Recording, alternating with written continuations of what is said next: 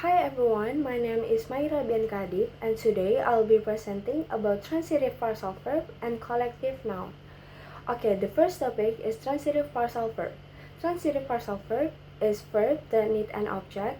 The object is the receiver of the action and it goes after the verb. When a phrasal verb is transitive, it's possible to put the object between the verb and the adverb or preposition or put it afterward. There is no difference in meaning. For the example, before you use the computer, you need to turn it on. Turn on means to start a machine or provide it with power. This is separable a phrasal verb because the object is a pronoun. It must go in the middle of the verb and the particle turn plus it plus on. This describes a necessary prerequisite action. You cannot perform a digital task until the hardware is powered up. The second example is make sure you fill in your landing card. Fill in or fill out means to complete a form by reading information in the blank space.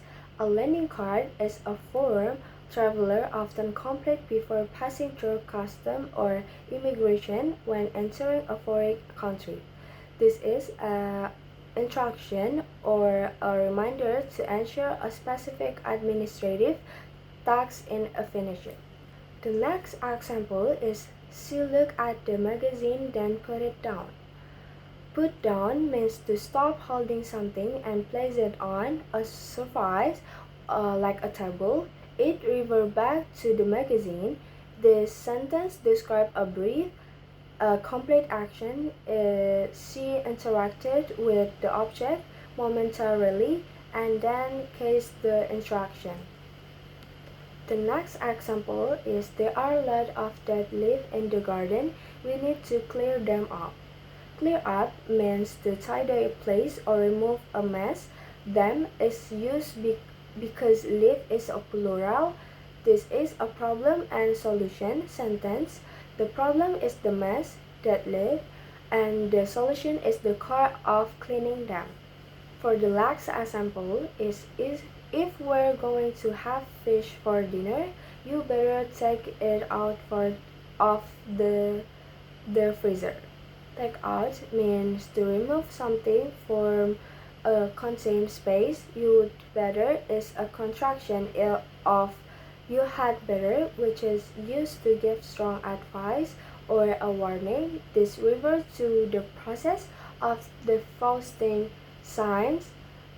Frozen fish takes time to thaw. The action must happen well before dinner time. The next topic is a collective noun.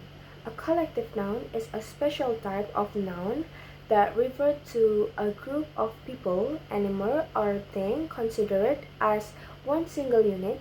It helps us describe many individuals or objects together without having to leave them separately. For the example, is Tommy was excited to see a herd of elephants. The collective noun is herd. Use the large group or herbivorous animal. The sentence use herd to emphasize the skull and the communal nature of the elephant Tommy showed during his travel. The second example is the bench of the judge give the verdict on the case. The collective noun is a bench. In a legal context, the bench refers to the group of judges presiding over a court or the judicial office itself. This implies a formal collective decision rather than one person deciding. The bench acted together to deliver the final ruling. The next example is the kid enjoyed seeing the flock of pigeons. The collective noun is flock, commonly used for group of bird or small hoofed animal like sheep. Flock captured the coordinate movement of the bird. When they take off all at once, they move as one cohesive group.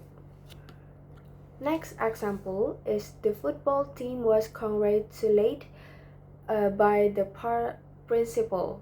The collective noun is team, used for a group of people working together toward a common goal, usually in sport or work.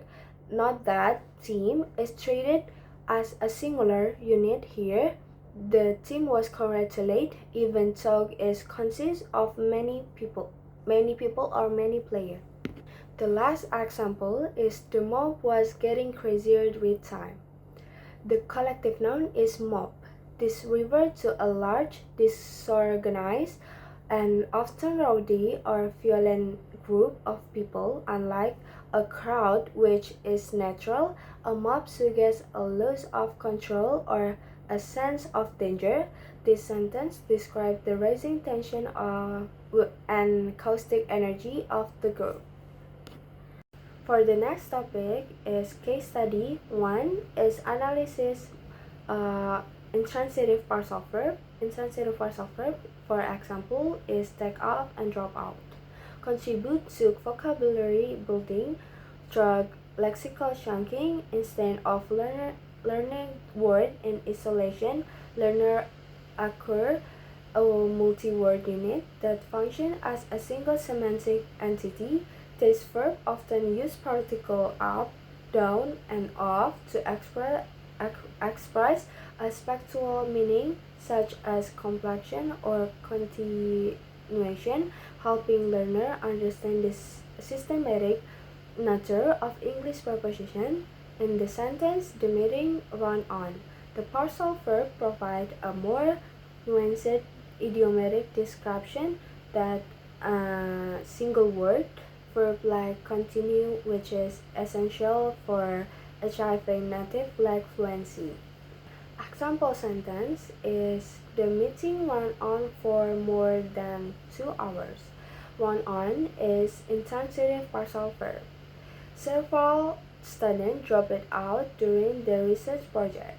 Drop it out is intransitive partial verb. The plane took off earlier than expected. Took off is intransitive partial verb. He woke up before sunrise. Woke up is intransitive partial verb. He crawled slowly calm down. Calm down is intransitive partial verb. For case study 2 is analysis gender formation with suffixes. In English morphology, gender suffixes like is and in are bound morphemes that act as natural gender marker. These suffixes change the base word from a masculine or generic form to a specific feminine form. For example, hero can refer to a protagonist generally, but heroine specific female protagonist. Historically, these suffixes serve to different social roles based on a biological sex, so modern usage often move toward gender neutral term. For example, using actor for both gender to avoid social bias. For the example is the primary process. Here is the variational suffixation. For example, the primary process here is the refactional suffixation. This process is class maintaining, meaning is change the meaning of the word but keep it within the nouns category. Actor and actress. The suffix is added. Notice a phonological change where the O is dropped to use pronunciation. Waiter and waitress. Similar to actress, the internal vowel E is selected before adding the suffix. Prince and princess. A direct addition of this is suffix to the root. Hot and hottest. Standard suffixation, the mark female host. Hero and heroine. The use of girl derived suffix "n" to denote the feminine counterpart. For case study 3 is analysis collective noun. collective noun are unique lexical units that bridge the gap between singular and plural concepts. They refer to a group of individuals but are treated as a single package or mental concept, such as committee or staff. These nouns allow a speaker to refer to a complex group without naming every member.